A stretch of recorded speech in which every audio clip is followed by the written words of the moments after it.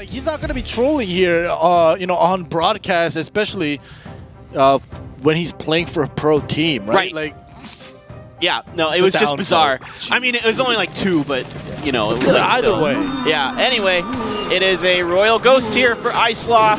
Yeah, iSlaw loves the Royal Ghost. He brought out the Royal Ghost like 2 out of the 3 games that he played previously, and it's worked out very well for him. It's really powerful unit. Hits hard. They did buff its AoE range a little bit recently, and has quite a few hit points. So Fisherman down here for iSlaw, deal with the guards and the Baby Dragon. And a zap there is going to allow that Baby Dragon to get a belch. All right. There you go. Fisherman in the back as well. Musketeer. Nothing huge happening there. What? All right. And it's iSlaw doing it. iSlaw. And it's iSlaw using Dandelion's medicine against him. Can Dandelion defend this well? This is fascinating.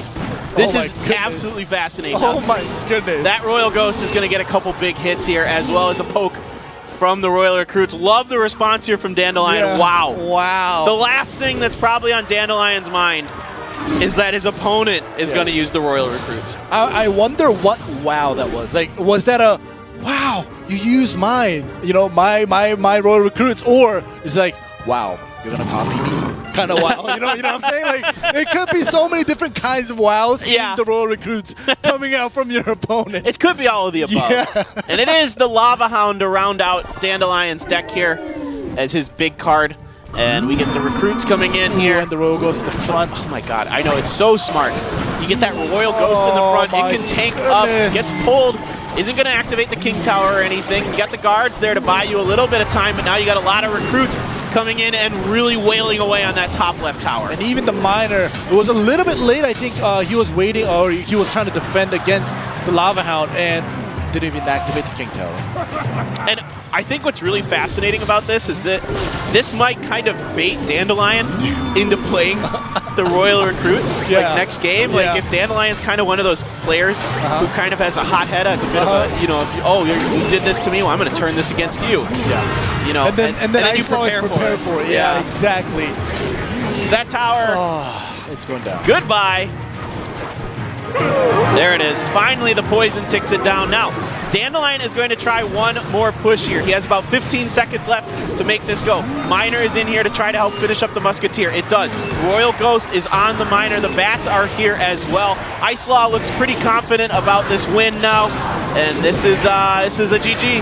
Dandelion, I don't know if you caught it, but on camera, he looked really extremely tilted. Losing to Royal Recruits, especially when he was the one who first brought it out in Clash Royale. It's crazy. You would never think in a million years. It never even crossed my mind that iSlaw would bring the recruits himself. Never in a million years did that cross my mind. Goodness. Love it. Love it from iSlaw. This guy is so good. He's so talented. He's so smart. Awesome stuff. Now we're going to wait it out just a little bit here. Yeah.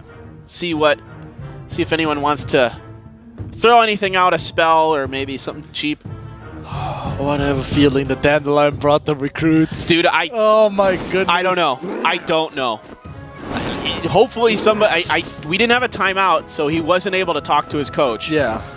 So this is kind of, you know, like on the fly kind of thing if you did bring it out. Right. And this already, bit of a misstep here because that Baby Dragon is not in tower range.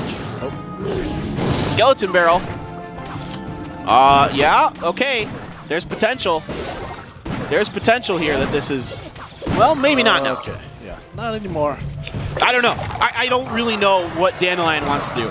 Like, his brain is all over the place with the decks he comes up with. So, a Witch, you can see it in a couple different decks, like Golems and some other things. From time to time, I've seen it in, like, clone decks. So there's a few different possibilities here. I've even seen like Lava Hound Witch clone. Yeah. So it's like, you know, or sometimes like even with Witch, you can put a Mega Knight in front of it as well. So it's like, and especially when it's Dandelion, it's like you can't assume that it's going to be a certain deck just by seeing a couple units. Yeah, I have no idea what this kid wants to do. Yeah. He's so fascinating to watch. And to watch iSlaw just really use it against him there. All right, it is a giant skeleton here from Dandelion. Now we got the Witch in the back to help defend this. Really nice defense here by Dandelion. There is not much that is going to be able to come through this push. Yeah, and that's actually going to allow iSlaw's Musketeer to do actually a ton of damage to the Giant Skeleton. But look at this, the counter push defended by the poison, and the Giant Skeleton does get out of it, and the clone! It is the clone here. He tries to get it to go, but there are a lot of skeletons alive here for Dandelion. Baby Dragon helps, but enough damage was done on that push. Really well put together by Dandelion. Yeah, and I think if at least one of the death damage did lock on, I think that would have been critical for iSlaw. But luckily for iSlaw, only the skeletons locked on, so one more try, I would say.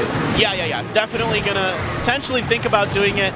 But this time, the Witch is a little too far away here for the clone, so he's not going to be able to pull it off. He's going to have to set up and try for this again. Good defense this time by iSlaw, preventing that clone from coming through. There we go. Baby Dragon and Giant Skeleton in the back to defend against the graveyard. iSlaw's Baby Dragon locks onto the Princess Tower. It's going to do a little bit of a chip damage. Not Here we go. quite so even, but yeah, this is it. There we go. This is a big pull.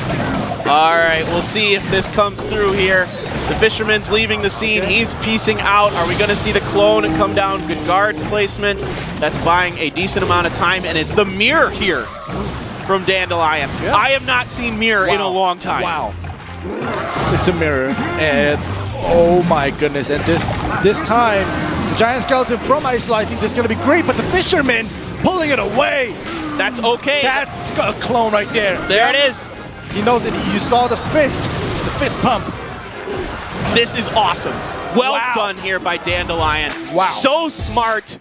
This guy. Well played, well put together. The mirror, it's a miracle for Dandelion. Could be match point here for OGN ENTUS if Dandelion can pull off the upset against iSlaw. Oh my goodness. This will be crazy because iSlaw have been, he's undefeated in 1v1s. All right. Dandelion just comes in. Yeah. Just, oh my goodness. Putting the pressure on. Yeah. Spear Goblin Miner. We might see just a mortar here out of Dandelion. Yeah. That's typically what you'll see with this matchup, but I don't believe that Dandelion's just going to do something normal here. There's got to be something going on. There are... Okay. Yeah, now something's going on. Yeah, something's going on. Something's going on. I was going to say, there are moments when Dandelion would play a quote-unquote normal deck, but yeah. It doesn't happen often. Yeah. From time to time, Yeah. it does. All right, the Hogs coming through here for iSlaw.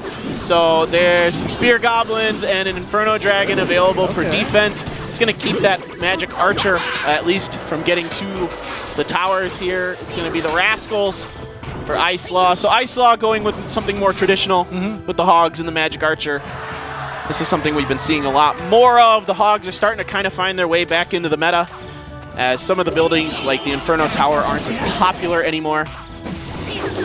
There we go. But if you look at the HP, Dandelion with the small chip damages from the Miner and the Spear Goblins has done a little bit more. And like I said, iSlaw, he loves the Royal Ghost. Yeah, he really loves this. Yeah. It is his favorite card for sure.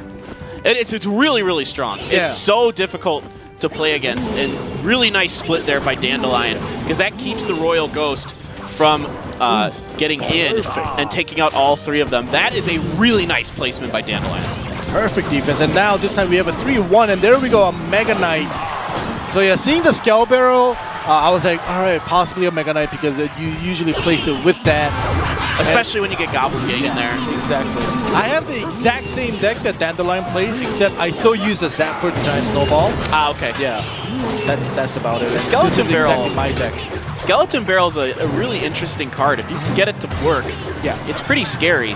And a few spears coming through there from that Spear Goblin. We're just going to bridge spam the Skeleton Barrel, forced to use the Goblin Cage. But Goblin Cage is not ideal.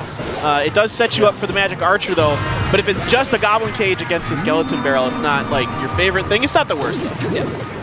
There we go. Defensive Miner here plays for that Royal Ghost, being a nuisance, but look at this counter push coming through with the Skull Barrel, Bat, and the Infernal Dragon. Probably going to get rid of that Rascal Boy real quick.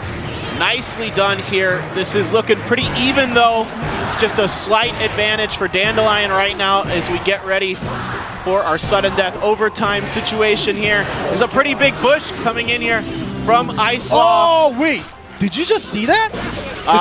The fisherman pulled him in the air, pulled the Mega Knight in the air, and the jump damage didn't happen onto that Goblin Cage. Well, Dandelion was throwing up his hands for some reason. I wasn't sure if there was a technical issue there or what's going on here. The match continues on regardless. Not sure if Dandelion was just so surprised by that that he just, threw his hands up there. All right, got a big push coming in here. Now that Mega Knight is getting chewed up pretty nicely. The snowball is going to finish off the skeletons from the skeleton barrel, getting a few more swipes in with this miner. So right now, this is still advantage Dandelion. He just needs to keep the pressure on, and he can do this. 2 more minutes about remaining here.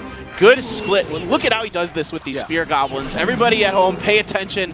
That is how you kite a Royal Ghost with spear goblins. Exactly. And if you notice that while that Mega Knight push on the bottom right was happening, the miner did a ton of damage to the bottom left. 653 right now. So before a couple pushes happening, they were both pretty even. Maybe like iSlaw was like 300 HP lower, but now the difference is almost more than 1,000. So Dandelion just constantly split pushing, just not giving iSlaw any chance to attack. This is just crazy. He's playing so well right now.